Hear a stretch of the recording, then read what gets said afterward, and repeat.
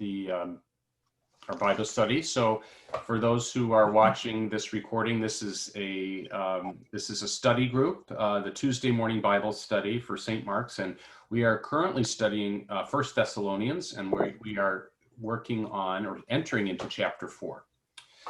So last week we finished up chapter 3, and one of the things we were talking about, which is this beautiful part of verse 11 or 12, may the Lord make you increase and abound in love for one another and for all. And so these first 3 chapters have been, Paul is really praising the Thessalonians, I think, reassuring them, hitting all of the notes that, that they need to hear. But then the question is, why did he write this letter? Right? We've been asking that question, and I think we're gonna hear more about that in chapter 4. So I would love for somebody to volunteer to read chapter 4. Who would like to do that? I'll read it. Edna, did you say? Yeah. Okay. Can you hear me? I can. That'd be great. So I'm learning to use my microphone. Finally, brothers and sisters, we ask and urge you in the Lord Jesus that as you learned from us how you ought to live and to please God, as in fact you are doing, you should do so more and more. For you know what instructions we gave you through the Lord Jesus. For this is the will of God, your sanctification, that you abstain from fornication, that each one of you know how to control your own body in holiness and honor, not with lustful passion, like the Gentiles who do not know God, that no one wrong or exploit a brother or sister in this matter, because the Lord is an avenger in all these things, just as we have already told you beforehand and solemnly warned you. For God did not call us to impurity, but in holiness. Therefore, whoever rejects this rejects not human authority, but God, who also gives his Holy Spirit to you. Now, concerning love of the brothers and sisters, you do not need to have anyone write to you, for you yourselves have been taught by God to love one another. And indeed, you do love all the brothers and sisters throughout Macedonia. But we urge you, beloved, to do so more and more, to aspire to live quietly, to mind your own affairs, and to work with your hands as we directed you, so that you may behave properly toward outsiders and be dependent on no one.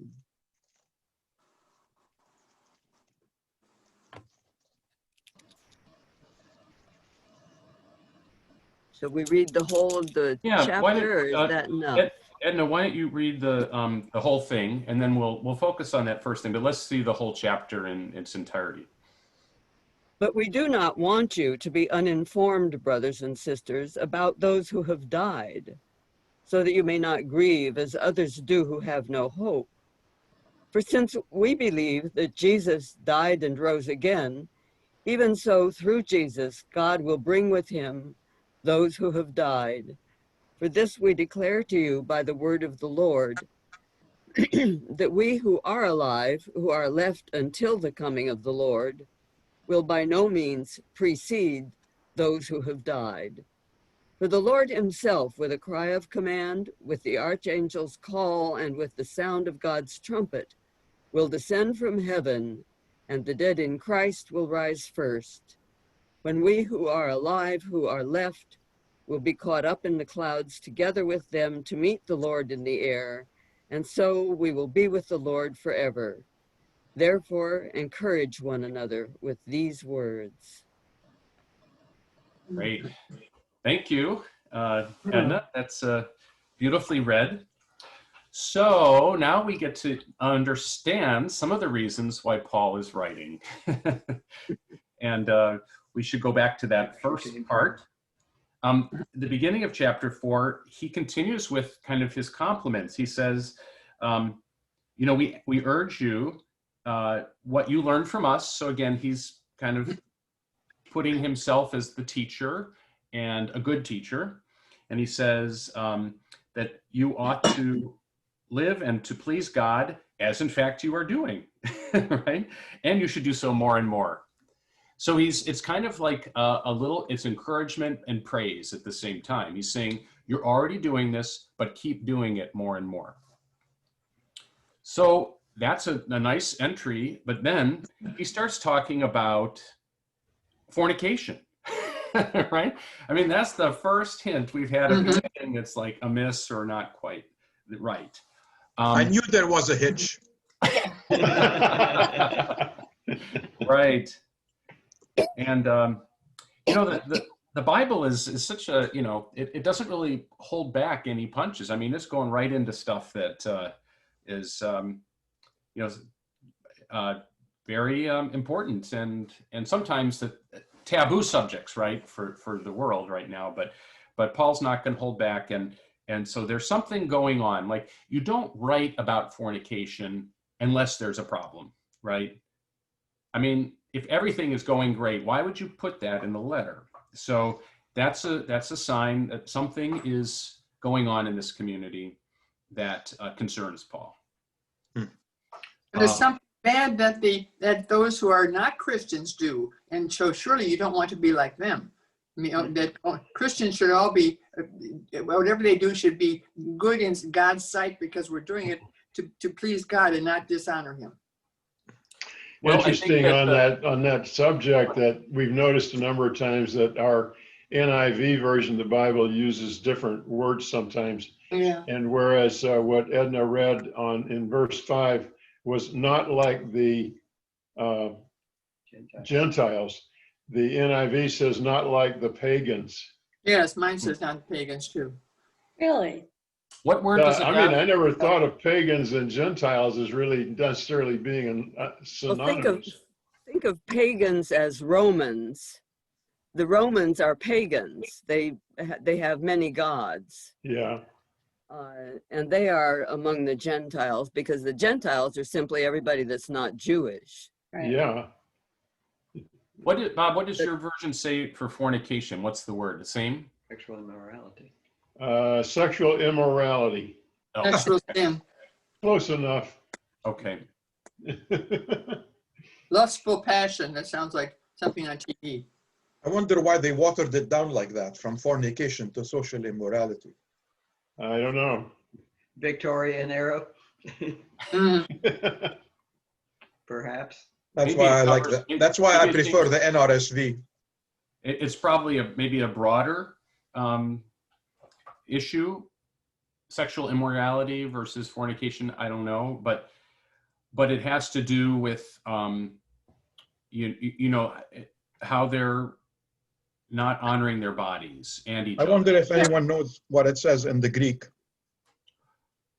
Well, we can look that up, but I feel like those two. I mean, we're getting at it. In general, it's not going to be basket weaving. So I think the answer might be in verse 6, because so that no one wrong or exploit a brother or sister. So that would be like using sex in a way that is not good and not consensual, because you're exploiting somebody with this sexual act, using them. And I think that's perhaps where fornication became sexual immorality. I mean, fornication is what everybody did in those days, except for the Jews, apparently. I mean, it was not uncommon. I think there's a goal and then there's the reality, right? Yeah. I mean, so Yes. the two, but this issue is, so he says that the Gentiles are doing this, but this community is also doing it, right? I'm not sure this is just an inoculation, like a warning not to do this. I think that it's happening in the community, and that's why he's addressing it. But the fornication is considering when they happen out to the matrimony. Right. So this is why they focus that on. And I mean, this passage is really, it contains a powerful message for today. I mean, we live in a society that's sexualized through the internet and pornography, and a lot of this is about objectifying people's bodies, right? And so Paul is saying that this is not the way that this community, if they are in Christ, that is not acceptable, right? Using other people for your own personal gain or objectifying bodies and in whatever way is, he's warning them. And he even says, God, the Lord is an avenger in all these things. That's a pretty strong, Right. I think he's putting out there a consequence for what this does to you. George, Yes, Fuad. I have this book. The Jewish Annotated New Testament. Is that Amy Jill Levine? Yeah. Okay. With others. With others. Here's the commentary on those verses, if I may. Please. It says, fornication, sexual relations outside marriage, seen by some Jews as a particularly pagan sin. Verse 4, control your own body, literally, control your own vessel, which could mean either one's sexual organs or one's wife. See a bunch of citations where vessel has a sexual connotation. And then for verse 5, it says, Paul identified Gentiles' idolatry with immorality, especially sexual licentiousness. The vice list reminds the Thessalonians what they have left behind in turning to the God of Israel. So I think it's pretty clear he was talking about sex. Yeah. Not basket weaving. Not basket weaving, yeah, right. But I would say that they haven't necessarily left it behind. They are probably, Well, yeah. I mean, He's reminding them that they ought to have left it behind, but it ain't so. So I think. I have a note that Go ahead, Gretchen. that the Gentile world was known for its sexual license. And so I think in this opening part, he's not just speaking to the community in Thessalonica, but the whole Gentile world that he's trying to convert and make aware of God and of Jesus Christ. This was a world that had all their own household gods. And so he's there first trying to teach them there is just one God who had his son, Jesus Christ. And so I think he had to start out with that world and what their biggest sins seem to be to him. That makes sense. Gretchen, this letter is specifically to the Thessalonians and specifically to that community, and is pointing out specifically that sin. And it seems to me that he's really focused on telling the Thessalonians that. I think I'm Paul, just reading the note that I've got in my Bible. Paul was probably not afraid of this letter being shared. He probably hoped that it would be shared, but it is written to the Thessalonians and addressing their community. So there are added benefits if it gets shared, but the primary purpose of this is to address this community's issues. Right. But I was going to say that when we're reading this, I think about how this passage has been twisted by some preachers, especially the avenging God, preaching about immorality, sexual immorality, and God will smite you. And, I don't know if you're hearing that in there.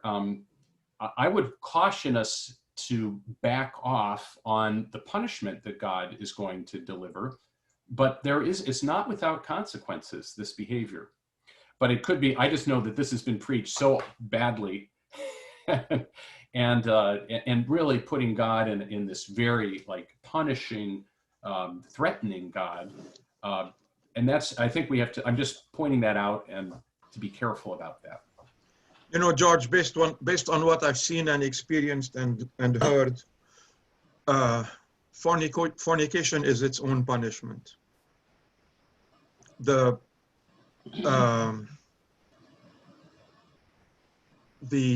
danger, the damage to relationships, to communities, to families, that arises out of fornication, especially between married people, I think Flood, it's really is the punishment that comes from fornication. Mhm. It brings its own destruction with it. You don't need a God to smite you because right. fornication is gonna smite you away before anything else does. It's its own disaster. It's its own It's the punishment. ruined relationships, and relationships that are often ruined beyond repair. Yeah. Even if you regret what has been done, often there's no going back. That's right, May. I think the community, though, one of the problems with if they are actually acting out in this way is what kind of a message does that send to Thessalonica about this Christian community where, you know, it sends a wrong message that these Yeah, it's people not have much of a converted. witness. Yeah, they've converted to this new God and this new belief, but nothing's changed. And I think that's probably the most damaging aspect of this kind of behavior. Well, like I say, it affects relationships, it affects the community, it affects how you're perceived by people around you. It's hellfire. My notes say that the sexual immorality was okay for men, but not for women, and not for have sexual immorality with another man's wife. That was the important thing that because it was women who were in their community, especially in Roman times, that was okay for men to be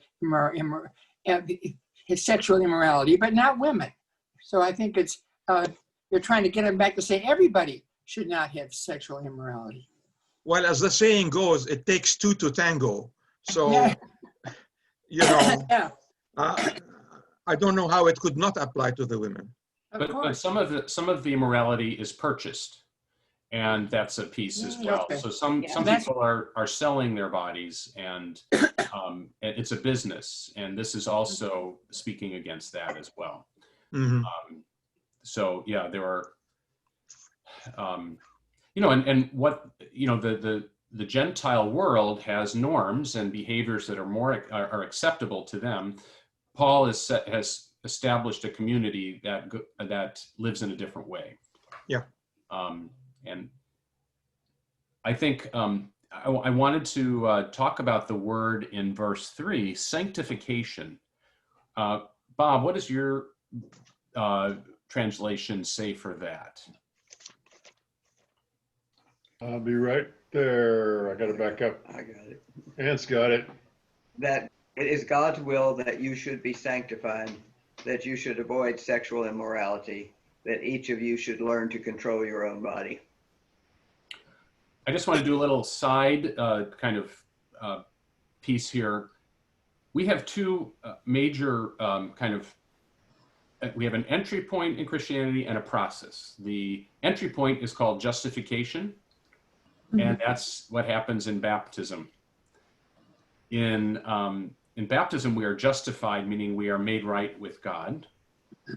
And, well, you could even go back further, that through the resurrection, the whole world is justified, right? But then after that, there's this process called sanctification. Sanctification is not something that happens at a moment, it's a whole process. And it really means, obviously knowing that word, there's that holiness. And it can also mean being set apart. So the process of sanctification is what the community does over time, individuals and the community as a whole. It's growing in holiness and godliness over time. And so part of this is the learning and changing behaviors that may have been prevalent beforehand that are now needing to go away. So, and sanctification continues in the church all the time for us individually and as communities. But I think that there is also in this room for mercy and forgiveness. So relationships that have been damaged through fornication or whatever, I don't think that this letter is saying that they're destroyed, but there is a way forward to understand why that's wrong, and then also that there can be forgiveness and mercy, so that the relationships can be repaired and grow in holiness, or more and more in sanctification. So I just thought that I agree with you, but I also agree with May in that sometimes the consequences are that the relationships are damaged beyond repair. Because the loss of trust, the loss of confidence, the loss of intimacy, all of that, sometimes the relationships just can't get fixed. But we're talking about the community in this case. When it comes to the word itself, my Jewish annotated commentary says that the word translated as sanctification is the same one translated as holiness in verses 4 and 7. Yeah. Oh, Right. that's interesting. Oh, yeah. Say that again. Same Greek word.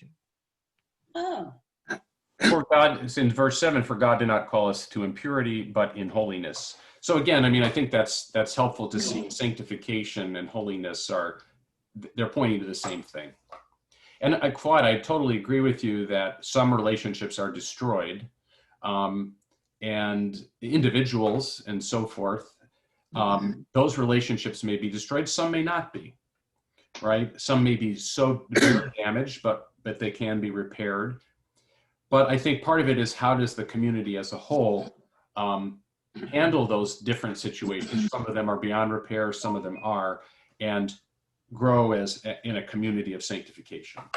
I know that's imputing a lot into these words, but I feel like that's behind, going on behind the scenes. Yeah, in the other book that I showed you, the Hebrew word for set apart is kadosh, and as you know, I speak Arabic, and there are many similarities between Hebrew and Arabic, although Arabic is much more evolved. And the Arabic equivalent of kadosh is quddus, and the implication of that word quddus, when you talk about somebody who's a quddus, it's somebody who's holy, but is also set apart. It's usually used for monks, hermits in the sense of the early church hermits, people who are set apart from the community, but as an example or as a role model, rather than somebody who's ostracized. Saints are quddus also, because they stand above the morality of the community. So that is all wrapped up in that concept of being set apart. And I think monks and the hermits, we see that develop later. Remember, this is the year 50. Right. And Paul is really talking about the community as a whole, that community is set apart as a whole. And it doesn't mean, I think being set apart could mean like in an arrogant way, or like they're better than. I mean, I think that they are an example. Right. I think the idea of being a light, the light has to be set apart so you can see it. If you have a light shining right in your eye, the light has to move away so that it can be seen. But its purpose is to be a gift to the world. Oh, George, Not to move away to have its own selfish result, like our community is going to be saved and the rest of them be damned. It's part of a redemption of the whole world process. George, if you look at verse 11, in a way, he's setting that at what Fuad was talking about separating yourself. He urges them to live quietly, to mind their own affairs, to work with their hands as he directed them, so that they could behave properly towards outsiders and be dependent on no one. So he's setting that framework for the community to not necessarily be separate, because he still talks about him behaving properly towards outsiders, but just to live quietly, mind your own affairs, and work with your hands. I think that's excellent advice for anybody. But that's he's also saying that they should be a role model. Right. Yeah. You know, in verse 9, he goes back to so he's kind of laid into them a little bit. and now in verse 9, he kind of puts a little sugar on it, saying, I don't even need to tell you that, to love your brothers and sisters, because you're already doing that, right? So again, he kind of repeats that thing at the beginning of chapter 4, but then he says, but do even more, right? So he says, keep going. So this is a good strategy of pointing out something they need to work on, and then not keeping it bitter, but now kind of telling them what they're doing well again. People who are not Christian. What strikes me strange about this is that he picks on fornication as the worst of all things that could be done. And it kind of ignores all the other sins that are out there that sometimes can be worse. And I find that a little strange. But apparently fornication is the one that they're doing. Yes, I think it's what he's heard about from Timothy, that was what was troubling them. Right. I don't think he's saying it's the worst thing that can be done. It's just particular to that community that's a problem there. At this time. Yeah. And there's a little bit of, the scholars say that there's a behind the scenes theme here, in that because Jesus is going to come at any moment. Yeah. That some people have stopped working. Yeah. Some people are saying, well, I'm just going to go sleep with anybody now. I mean, let's enjoy these last few hours or whatever. And some of that's been happening. And so it's the same in Corinthians, George. It's the same theme in First Corinthians. He addresses that the same way. It's like, Jesus is coming, let's have a party. And the Corinthians have another problem. They're like overconfident. Their sin is arrogance. In Thessalonians, I'm not sure it's arrogance, it's more fear. There's fear, there's kind of just trying to make sense of the soon to return Jesus, and how do they behave as a community.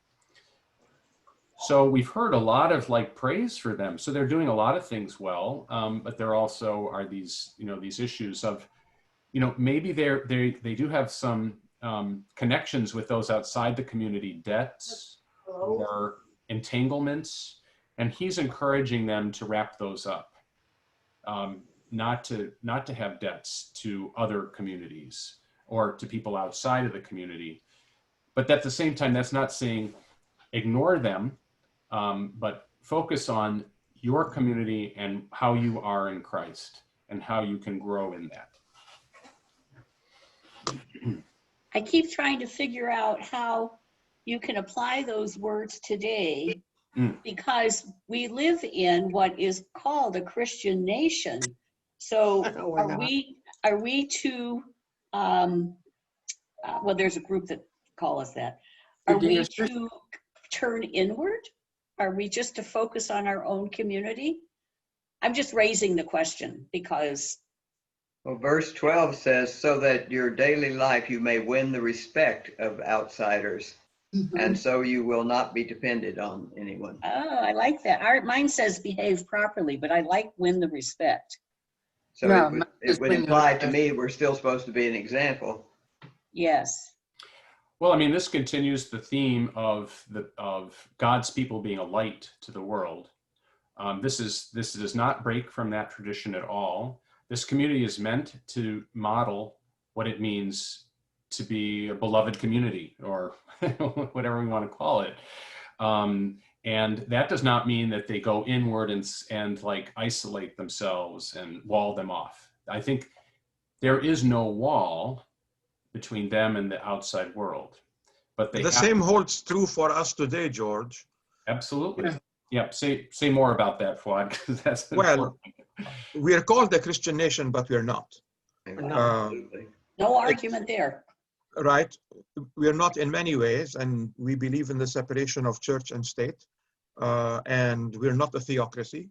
For that reason, the standards that the Christian community holds itself to are not the same standards that society at large holds itself to. But that doesn't mean that we should wall ourselves off and insulate ourselves from the community, because just as Paul in this letter is saying that we should model the beloved community, we should continue to be doing that today. And it's worth noting that there are some Christian communities in this current time that I think look at this differently, not from their study of Thessalonians, but other, the way they understand is that they really want to pull themselves away from the world, right? And really almost close in, because the world is so damaging that you just need to kind of huddle and go underground. And it's almost this position of fear. So they really want to pull inward and just shut their ears to the outside world. I would say, and this is my leap, is that we don't shut out the world. This is a role of deacons, and I'm too bad Miguel is gone, but Miguel, in his particular call, which we're all doing, but he has a particular role, is to listen to the needs of the world. Yes. And help the community understand them, so that then we can respond, right? So we even have implemented in our Episcopal structures safeguards that keep us listening and connected to the world, lest we would, or by chance, we might isolate ourselves. So I just think it's interesting in the Catholic tradition, Roman Catholic, Episcopal, Lutheran, and so forth, is that we have these deacons who are, that their particular call is to keep us connected to the world. Not that we all don't do that individually, but it's part of the blueprint. It's part of the set in stone, the way we want to be. How about respect for others? How about respect for people who don't believe as you do? That's the hard thing to do. Absolutely. So I think that's I love that, Diane. So what does that look like today, right? It looks like we should try to do that, but not everybody wants to, because they feel like they're superior to many others, and that their way is the best way, and therefore they can't possibly look to others' beliefs as something we should even pay attention to. So we're failing miserably. Yeah, that's true. So let's talk about how could St. Mark's, model respect and be respectful for those who disagree with us, right? Or not us as a community, or kind of some of the things we put out as a community, but also individual people, because we're operating in these different realms, like as an individual with somebody else, but also as a community. How are ways that when we're dealing with somebody who really disagrees with us, and sometimes vehemently, how do we continue to model respect? It's hard. It seems to me the hardest part of that is probably one should be listening. Mouth shut, ears open. Yes. I think that's a very hard thing to do. You modeled that conversation once, because I asked you that question. Of course, I can't remember everything that you told me, but I think it was more like, tell me more. Not stating the ways in which you disagree, but in asking them to explain more about what they're talking about. Because sometimes from that conversation, you'll find a common ground upon which you can start to build a relationship. That's pretty much pie in the sky, but it seems to me that was one of the things mentioned. You have to listen, and you have, but does there come a point in time when you have to say no more? May, I didn't hear anything you just said. Could you repeat that? No, I'm kidding. No, you said it first, George. No. About 2 years ago. No, I thank you, and I think, both of you are on this thing about listening. It's so hard to do that, right? If somebody is saying stuff that you just viscerally disagree with, and they're just saying it like, you want to stop them. Yeah. Because it almost physically hurts, right? If I think what we have a tendency to do if we otherwise like the person is just ignore the differences, which is probably the coward's way out. But, it's very easy if you overall like a person but disagree violently on some subject, you avoid that subject rather than try to explore it. I think that's our natural tendency to do that because you don't want to completely destroy the relationship.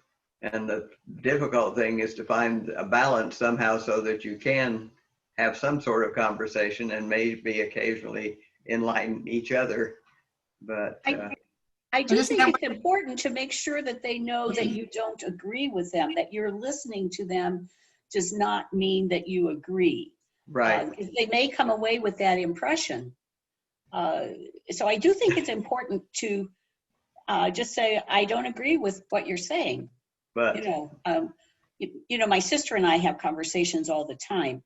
And the last time after half an hour, I said, we're not gaining anything. Let's just change the subject. And we did. And we talked about our grandchildren.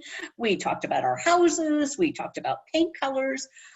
But we did have a pretty healthy half-hour discussion first. But then it was time to move on. I mean, we both listened to each other. We both absolutely don't agree with each other. But then it was time to move on. And it turned out to be a great conversation following that. But you do have to make it clear that you're not, because you're listening, you're not agreeing. But isn't that what evangelizers do? They say, after they can listen to you, then they'll say, whatever you argue with, they would say, yes, but our way is this way. And therefore I can't possibly adhere to what you're telling me. And that's the problem, is that we can maybe say we're hearing them, but we don't intend to do anything. Well, Diane, that's fake listening, right? Okay. Fake That's listening. what listening, George? Fake, like Fake? false, Oh. fake listening. Like the news. Right. I mean, so I think, this is real. I love this conversation because I feel like there are 3 elements or more, probably 100 elements to bring in. And one is, like, as Anne was saying, like, if in a conversation with somebody, you set aside your need to tell them what you think, but at the same time, I think, so you could just listen and ask questions that show you're listening and not be fake, because you're accumulating points you want to make, or rebuttals, but you could really listen to them. But then also at the end, or even at the beginning, just make clear that, I'm coming at this from a very different place. And I don't think we agree on this, but I really want to hear what you have to say and want to understand it. And so when you let them talk and you ask questions that help them explain themselves, at the end, you can just say, I really appreciate that. But I still want you to know, I still come at this from a different place. And if you want to hear that sometime, I'd love to talk to you more. But imagine just the conversation that ended there, like with them having been able to tell you stuff and you listened and you didn't try to change their mind, but at the same time, you're clear that, you're looking at things differently. But isn't that what you're usually trying to do, is change their mind, make them see that our way is better? Well, I think it's a process, right? So, as Anne was saying, we're talking about going back to respect. How do we model respect? And if it's a relationship, if Fuad was talking about this relationships, like, that's not just a once and done, it's going to be over time. So if you can model listening in a way that you didn't have to make your point, but then maybe you'll have a chance later on to say more about where you're coming from, and maybe they'll be open to listening Who knows? But I mean, that would be a different way than we see happening right now. Am I too like Pollyanna about this? No, no. You know, my sister and I have had this conversation for many years. It's not gone well. But each time we agree to disagree, and then we have other conversations, we continue to talk. And actually, she's turning into a little socialist, I'll just say, just in one part of her arguments. But I doubt that day will come.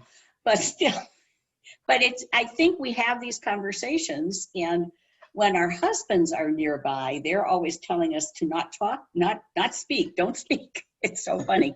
And but the relationship is still there, and it's still strong, even though we agree to disagree on this. So I don't talk to my sister with the point of changing her mind, nor does she think she's going to change my mind.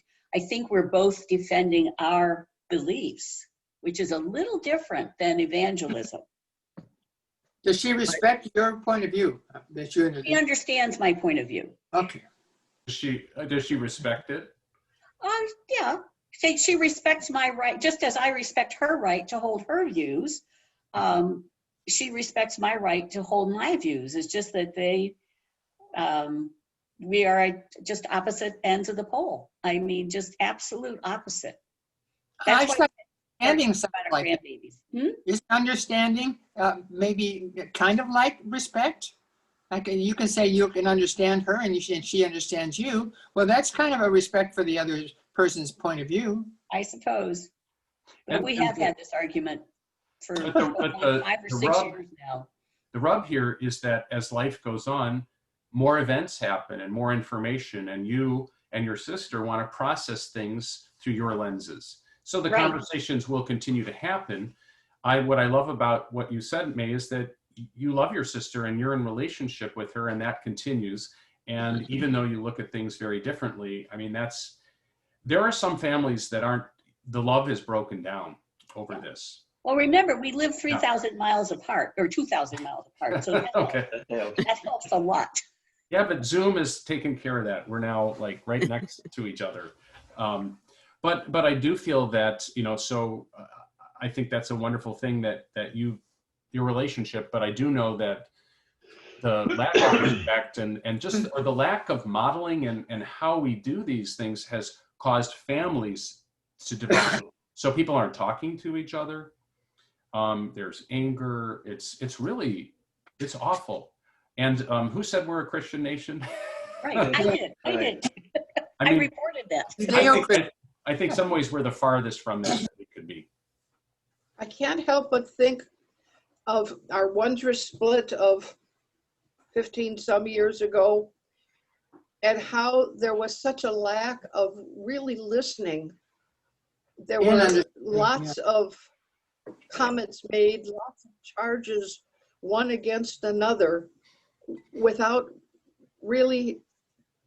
people really listening to each other. There was no respect. It just was a total breakdown of communication. Yeah.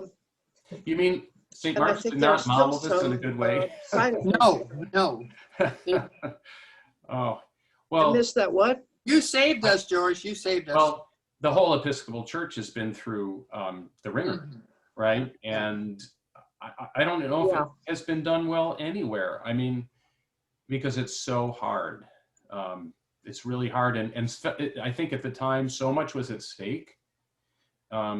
People were at each other's throats over this, saying horrible things. yeah. I mean, it was, so I guess right now, I mean, the idea is how do we build up our sanctification? How do we become a sanctified more and more, as Paul likes to talk about, so that as things come up, we can do better, right? I mean, I think Paul is optimistic here, right? He thinks the community can do better. I think we can do better. Of course. What was true then is true now. Jim, I thought you were going to say something. I don't. You're muted. Unmute yourself. I was just going to make the comment that in general, I think our society has lost the ability to respect any opinion that's different from our own. We see that on the news every day, and we're going to get a horrific example of this as the Supreme Court positions comes up, and an even worse one when finally the election results are in. Whoever wins, everybody's going to have something nasty to say about him or her. It's really the SCOTA, the Supreme Court is a crucible that just is a great example of how our society is functioning right now, right? I mean, it's emblematic of people shouting at each other, not listening, moving quickly. I mean, now this is all, there's a lot of political intrigue here, and that's different really from the church community, how we're called to be, and we have to recognize that. But so often the church just does exactly the same thing. You know, the behavior that we see going on, there is no difference, which means there's a problem. You know, we really are called to model a different way. I agree. But we are going to see a just circus going on, and it's going to be hard.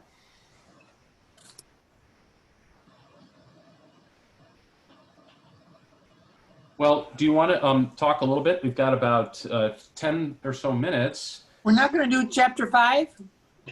We haven't finished 4. No, we're not done. I'm talking about the rest of chapter 4. Well, I want to find out what happens, for goodness sakes. Read ahead. All you have to do is read ahead. But no, we're talking about the rest of chapter 13, which is, I mean, the rest of chapter 4, which is some really good stuff here, because it's about my little section here has the title, The Coming of the Lord. So remember, we were asking, so why did Paul write this letter? We found out one reason. One is this concern about this, the sexual immorality that is happening, but also there is this concern in the community about what has happened to the people who have died before coming again of Jesus. So this is what this little section is about. And again, there's been a lot of preaching on this that is, I think, distorting and not helpful. Yeah, I think this part of Thessalonians has been abused maybe more than anything else in the Bible. The whole obsession with the rapture is partially rooted in this passage. I can give you an example.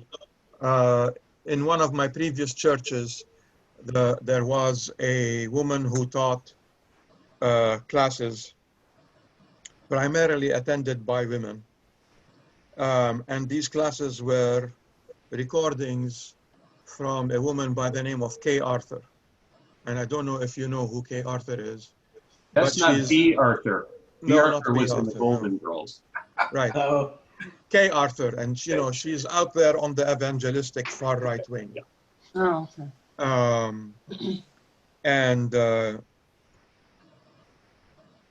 woman who taught these classes got away with it because her husband was a large contributor to the church. So I one time had the opportunity to talk to one of the women who was a student in these classes. And I was going through my Old Testament prophets a little bit ago to try and find this passage. But she came to me and asked me a question. And at the time I was the EFM mentor at that church. So she said, and she brought up this, the Old Testament passage, and maybe you know where it is, George, where it talks about the Lord returning, and you know, he'll put one foot on this side of the mountain and one foot on the other side of the mountain, and so on. Does that sound familiar? I thought it was in Jeremiah or Zechariah, but I couldn't find it. So she says to me, and she's quoting the Old Testament passage, And she says, so it says the Lord is going to do this, and that's Jesus, right? She says, and that's the first misunderstanding, because the word in the Old Testament is Adonai. It's not Jesus. And then she brings up chapter 4 in First Thessalonians, where it says that we will be caught up in the air with Jesus. And so her fundamental theological question is, when Jesus comes, is he going to step on the earth or not? And for me, that embodied the shallowness that some people have about the Bible, that lack of understanding of what the scriptures are and why they were written at the time. And to be looking at this as so many people who look at the rapture do, that it's important to know whether Jesus is going to step on the earth or not. I tried to explain to her that the Old Testament word is Adonai, and that doesn't refer to Jesus. And I tried to explain to her why Paul wrote what he wrote in Thessalonians, but it just didn't click. For her, that was way over her head. So, Flight, I want to go back to, so you're referring to Zechariah 14:4. Is that where it is? Let me just read it. Then the Lord will go forth and fight against the nations as when he fights on the day of battle. On that day, his feet shall stand on the Mount of Olives, which lies before Jerusalem on the east, and the Mount of Olives shall be split in two from east to west by a very wide valley, etc. That's right, Zechariah 14:4. That's exactly it. Yeah. So and it says the Lord, and she interprets that as being Jesus, but the Hebrew word in that text is Adonai, which is the word they say because they're not allowed to say Yahweh. So I thought, you know, when she asked me this question, I was flabbergasted for a minute, because I just couldn't understand why somebody would see those phrases or sentences in that way. But, you know, Kay Arthur is a right-wing evangelical, and for them, the rapture is everything. It's a way of looking into the text and trying to use them to predict a future and tell a story that you seem to already have in mind. But it's a different use of Bible texts. And that's one reason that when you say Bible study, people will be doing Bible study and they'll be doing quite different things. We are reading the Bible in this way in which we talk about what was the word in Hebrew and what was the word in Greek. And when do you think this was actually written, because of paying attention to things from archaeology, other sources. And those things are not what the evangelical reading is. The evangelical reading is to look for keywords in whatever English translation you're using, and predict the coming of Jesus, the second coming, the great whatever, and just depending on which prophecy you are trying to evoke, you'll come out with different results. But it's just a different use of texts. That's right, Edna. And I also find that they are, I think everybody does this, but I think they're more likely to use verses out of context than we are. And I think Edna's right. I mean, there's just a very different way of looking at the whole project. I mean, what has Jesus done? Who is Jesus? What is our work as a church? I mean, like, you come up with very different answers for all of those questions, and we all fall under the label of Christians. So it's very interesting how this is the case. When I look at this passage, what we've just seen, and I think in adhering to what Edna was talking about, what we're trying to get at understanding is Paul wrote this part because the people have a question. somebody who has died. Jesus has not come back yet. Are they outside of redemption? I mean, are they forgotten? Are they dead forever? I mean, imagine, your family member, your mother has died, or your cousin, and they missed out. This is a big question. They are grieving. They're afraid. They don't know what to do with this. So Paul is writing and says, heavens no, no pun intended. They are not lost. In fact, when Jesus comes again, whenever that is, and we tend to think that Paul thought it was going to be sooner than later, but that's another conversation, that those who have died, will be raised first. They will be risen. And we can get into that topic too, Bob. Physical body, Hopefully. spirit, or whatever, but that's a whole. But whatever form it is, they will not be lost. But they are not all Christians then. That's what this is for. Only all Christians are they that are going to be joined with Jesus. Well, that's a really good conversation. They don't address the pagans or the infidels or whatever else they are. I think what Paul is answering, though, is this question. That's another question, but this question is: so those in the community who have died, are they lost? And he is saying no. And George, I recently read. Says, oh, go ahead. I recently read the books by Robert Farrar Capon on the parables. There are actually 3 books, but they're now published in 1 book. And at the end of the 3rd volume, which has to do with the parables of judgment, he makes some amazing points about what the resurrection is going to be like, and who participates in it. I think it's very different from what a lot of people think or assume, especially as to whether it is limited to the Christians or not. Yeah. And Capon takes the attitude that at that time, everyone will be offered the grace and forgiveness of God. And only the people who at that point in time insist on rejecting that grace and forgiveness will be excluded, whether they were Christians in their lives or not. And I think, I don't know if you know those books, George. He was an Episcopal priest. I think that makes a lot more sense to me than to say that we're an exclusive club and everybody else gets left out. It would be a pretty lonely club if that's the case. That's right, man. What is that old saying? Any club that would have me, I wouldn't want to be a member. Right. I think we're using human words to try to describe something of which we have only human predictions for. And who knows what's going to happen? I just base my whole belief on, at the name of Jesus, every knee will bow. And somehow that tells me that everybody will get this message.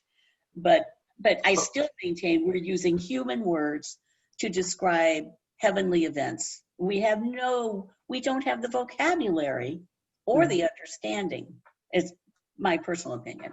What will happen will happen. And I'm not going to get into theological discussions about if Jesus touched the earth before he rose from the dead.